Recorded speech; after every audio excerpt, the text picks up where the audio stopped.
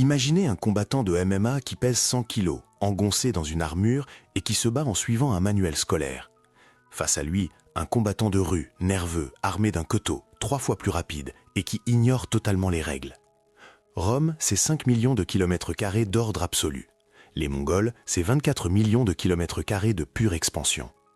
Les Romains ont bâti le monde dans lequel nous vivons. Les Mongols ont anéanti 10% de la population terrestre pour lier ce monde en un tout unique. Qui est le plus fort, l'architecte ou le conquérant? Aujourd'hui, nous n'allons pas seulement faire s'affronter une légion et un toumen, nous allons comparer leurs moteurs. La tactique, la tortue romaine contre le carrousel des archers montés. La logistique, les routes pavées contre les chevaux endurants. La psychologie, le soldat professionnel salarié contre le nomade qui se bat pour le butin. C'est parti. Sur la carte, Rome est un prédateur enroulé en un anneau dense autour d'une mer chaude. 5 millions de kilomètres carrés, bondés d'humains, de céréales et de légions. Ici, le vide n'existe pas. Là où hier s'étendait une forêt sauvage, aujourd'hui court déjà un aqueduc, et demain surgira une ville, avec ses termes et ses impôts. C'est un empire lourd, dense. Il gagne parce qu'il possède un entrepôt infini de pièces de rechange standardisées forgées dans les usines de l'État. L'empire mongol sur cette même carte est une cicatrice géante qui balafre le continent de la mer Jaune jusqu'au Danube. 24 millions de kilomètres carrés. C'est 5 fois la taille de Rome. Ici, le vent vous brûle les yeux et l'horizon ne finit jamais. Si le territoire romain est un entrepôt surchargé, la steppe mongole est une piste idéale pour une course à la survie. Dans la steppe, il n'y a pas d'usine. Les Mongols ont une autre approche. Ils volent les technologies en même temps que les têtes. L'ingénieur chinois d'hier, qui construisait des murailles imprenables, est assis aujourd'hui près du feu mongol, les fers aux pieds. Il n'a pas le choix. Soit il construit une machine de siège pour le Khan, soit il perd la vie. Les Mongols ne passent pas des siècles à faire de la science. Ils prennent simplement ce qu'il y a de meilleur. Les catapultes perses, la poudre chinoise, la médecine arabe. Rome est un boxeur poids lourd qui a gonflé ses muscles en salle pendant des années. Les Mongols sont un gant de braqueur qui a pris le pistolet d'un policier et dicte désormais ses propres règles. Mais l'arme n'est que du métal mort. Regardons plutôt ce qui appuie sur la gâchette. Le camp romain. Le légionnaire se réveille d'un coup de pied de la botte du centurion. Il craint son commandant plus que les barbares derrière la colline. Le centurion porte un bâton de vigne, le vitis. Ce n'est pas un symbole de pouvoir, c'est un instrument d'éducation. Si le légionnaire hésite une demi-seconde dans les rangs, le vitis laissera une trace sanglante sur son dos. Le sang sur la tunique, c'est l'encre avec laquelle s'écrit le règlement romain. C'est un soldat sous contrat qui a vendu son corps à l'État pour 900 sesterces par an et un lepin de terre au bout de 25 ans. Il est une brique dans le mur. Enlevez-en une, le mur tient toujours. On lui apprend à être fiable, prévisible et mortel. Le campement mongol. Ici, l'odeur est différente. Sueur de cheval, lait caillé et fumée. Le nooker est assis près du feu avec ses 9 frères de dizaine. Ils mangent à la même marmite. Mais ce n'est pas de l'amitié, c'est un lien mortel. Dans leur tête résonne une seule loi.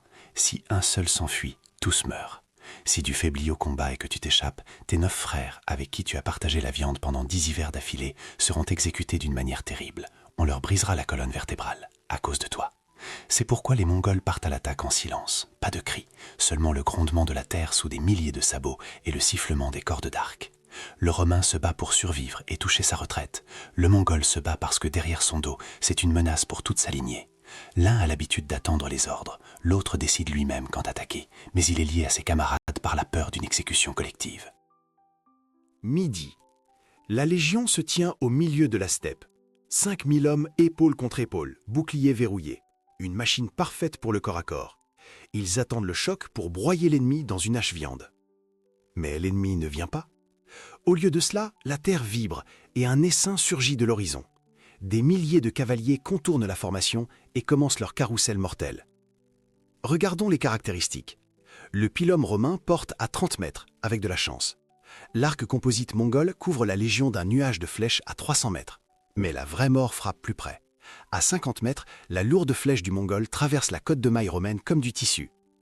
Ce n'est pas un combat, c'est une exécution dans un stand de tir où les cibles ne peuvent même pas courir jusqu'au tireur.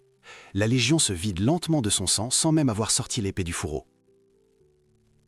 Soyons honnêtes, si une légion de l'âge d'or avait rencontré un Tumen en terrain découvert en l'an 1240, l'Empire romain se serait effondré en 3 semaines. Les Romains ne savaient pas combattre ceux qui refusent le corps à corps. Crassus l'a prouvé, et il l'a payé de sa tête. Mais Rome, c'est un cerveau. Quand les premières légions périssent, les états-majors réécrivent les règles. Un autre Rome entre sur le champ de bataille.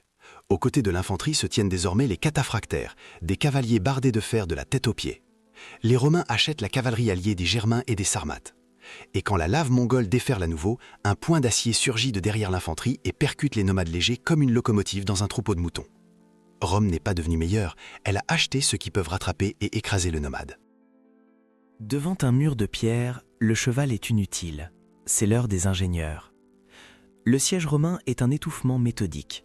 La forteresse de Massada, un rocher de 400 mètres de haut, les Romains n'ont pas donné l'assaut. Ils ont construit une montagne pour l'atteindre. Pendant 1 an, ils ont charrié de la terre sous un soleil de plomb pour élever une rampe géante au niveau des murs. Les défenseurs regardaient la mort ramper lentement vers eux. Le Romain pouvait rester assis sous les murs pendant des années, jusqu'à ce que l'ennemi n'ait plus d'eau. C'est un rouleau compresseur, lent, mais inévitable. Les Mongols agissaient différemment. Leur siège est une rafale. Sous les murs de Bagdad, ils ont rassemblé des milliers de prisonniers, le hachar, un bouclier humain. Ils les poussaient en avant, les forçant à combler les fossés avec leur propre corps. Et derrière, les catapultes chinoises ne lançaient pas simplement des pierres, elles projetaient des pots remplis de pétrole enflammé et les cadavres de ceux morts de maladie. Les Mongols furent les premiers à utiliser une arme biologique de destruction massive. Ils jetaient la maladie par-dessus les murs, transformant la ville en un baraquement pestiféré. Si la ville ne se rendait pas, ils exterminaient tous les habitants. Le siège romain dit « Nous sommes inévitables ». Le siège mongol hurle « Ouvre les portes maintenant, ou ta ville servira d'exemple pour les 10 suivantes ». Une armée marche avec son estomac. La Légion romaine est une ville rampante, avec un convoi infini, des chariots de grains, de vin, des soufflets de forge. La Légion est attachée à la route comme un tramway à ses rails. Sa vitesse est de 25 km par jour, la vitesse du bœuf le plus lent. Coupez-leur le convoi, et l'armée se transforme en une foule de vagabonds affamés. Et maintenant, le campement mongol. Pas de chariot, pas de cuisine. Chaque guerrier possède 3 ou 4 chevaux de rechange. C'est son transport et sa nourriture. En marche, le Mongol fait une incision au cou du cheval et boit le sang mélangé à du lait de jument. Et à la place du pain, il a le bortz. C'est de la viande séchée jusqu'à devenir dure comme la pierre, puis réduite en poudre. Une poignée dans un chaudron d'eau et un bouillon chaud pour une dizaine de guerriers est prêt. Un toumen mongol en marche forcée parcourt jusqu'à 70 km en 24 heures. L'éclaireur romain rapporte que l'ennemi est à 1 semaine de marche. Mais au matin, il se réveille quand un cavalier mongol déboule dans sa tente. Les Mongols n'ont rien à brûler sur leurs arrières. Leur ligne de ravitaillement, c'est l'herbe sous les sabots. Conquérir la moitié du monde, c'est la moitié du travail. Rome est un empire de juristes. Le pouvoir repose sur les archives. Chaque lopin de terre, chaque esclave, chaque sac de grains est comptabilisé et taxé. Le fonctionnaire est plus effrayant que le légionnaire. Le légionnaire te tue une fois, le fonctionnaire ruinera ta famille avec des impôts sur 3 générations. C'est un système avec une sécurité intégrée. Même si l'empereur est fou, les impôts dans les provinces sont collectés. Au quartier général du Khan, il n'y a pas d'archives. Il y a la Yassa de Gengis Khan. Pas un code épais, mais un ensemble de principes. Ne mens pas, ne trahis pas. La punition pour tout est unique, la colonne vertébrale brisée. Ici règne une méritocratie animale. Subuteuil, le plus grand général, était fils de forgeron. Djébé a tiré une flèche sur Gengis Khan et est ensuite devenu son meilleur général. Ici, seul le résultat compte. Les Mongols n'imposaient pas leur culture. Ils se fichaient du dieu en lequel vous croyez tant que vous payez le tribut. Rome construisait un État-machine. Les Mongols construisaient un État-famille, où tout le pouvoir reposait sur l'autorité d'un seul khan. Le réseau romain, c'est 80 000 km de route en pierre, fiable, mais lent. Vitesse de transfert des données, 70 à 80 km par jour. Les Mongols n'avaient pas de route. Ils avaient le Yam, la première poste express de l'histoire. Tous les 30 ou 40 km, un poste avec des chevaux frais. Le messager arrive en trombe à la station, saute sur un nouveau cheval et repart au galop. Pour ne pas s'endormir en selle, il enveloppe son corps de bandages serrés et à sa ceinture, il a des grelots pour que la station l'entende arriver de loin. Vitesse du Wi-Fi mongol, 300 à 400 km par jour. Le Khan à Karakorum apprenait les nouvelles d'Europe 4 fois plus vite que l'empereur romain n'en recevait de Gaulle. La supériorité informationnelle était absolue. L'économie romaine, c'est la production. Il cultivait le grain, pressait l'huile, extrayait l'argent. Il créait de la valeur ajoutée. Rome s'enrichissait parce qu'elle construisait et taxait chaque étape. C'est l'économie d'un propriétaire d'une usine. Les Mongols ne produisaient rien, à part la guerre, mais ils ont créé la Pax Mongolica, en prenant le contrôle de la route de la soie. Auparavant, le marchand payait un tribut à chaque petit prince et engageait des gardes contre les brigands. Les Mongols ont dit « tu nous payes une seule fois et tu passes tranquille ». C'était du racket global. Pour la première fois dans l'histoire, une jeune fille sans défense avec un sac d'or pouvait marcher de la Chine à la mer Noire sans que personne ne la touche. Les Mongols ne créaient pas les choses, ils contrôlaient le flux. C'est l'économie du propriétaire d'une autoroute payante. La terreur romaine est une chirurgie, froide et calculatrice. La révolte de Spartacus, 6000 crucifiés le long de la route, des kilomètres d'exécutés pour que chaque esclave voie le prix de la désobéissance. Ou la décimation. Une légion affaiblie, alors un homme sur 10 est exécuté par ses propres camarades. La peur des siens doit être plus forte que la peur de l'ennemi. Rome tuait pour rétablir l'ordre. La terreur mongole est un tsunami. Ils étaient peu nombreux et on ne pouvait contenir des millions de personnes que par une terreur animale. Ils raillaient des villes de la surface de la terre. Quand Bagdad a refusé de se rendre, les Mongols ont exterminé jusqu'à 800 000 personnes. Le fleuve Tigre a changé de couleur à cause de l'encre et du sang. Dans la ville de Nishapur, la fille de Genghis Khan a ordonné de tout détruire, même les chats et les chiens, puis d'empiler 3 pyramides avec les têtes coupées des habitants vaincus. C'était une stratégie, rends-toi ou meurs avec tous les tiens. Le Mongol tuait pour briser la volonté. Comment gardaient-ils ce qu'ils avaient conquis? Rome digérait les peuples, les Mongols se dissolvaient en eux. Le Romain donnait aux barbares une route, des termes et la citoyenneté. 2 générations plus tard, le petit-fils du barbare, parlant un latin approximatif, se considérait comme un Romain. Le Mongol, lui, prenait la foi locale, les femmes locales et les lois locales. 2 générations plus tard, le petit-fils du conquérant devenait perse ou chinois, oublions la langue de ses ancêtres.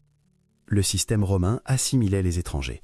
Le sang mongol se dissolvait en eux. Rome ne mourait pas sur le champ de bataille. Elle mourait dans son lit, étouffant sous son propre poids, comme un vieillard décrépit. Elle a été tuée par l'inflation, quand l'argent a perdu sa valeur, par la bureaucratie, quand les fonctionnaires sont devenus plus nombreux que les contribuables, et par les guerres civiles, quand les légions marchaient sur la capitale pour asseoir leur général sur le trône. Rome est morte d'une agonie longue, durant des siècles, perdant province après province. L'Empire mongol n'a pas vieilli. Il a volé en éclats à pleine vitesse, comme un pilote de course qui percute un mur. L'Empire avait été créé pour la guerre. Tant qu'il y avait du butin, le mécanisme fonctionnait. Mais dès que l'expansion s'est arrêtée, le cannibalisme a commencé.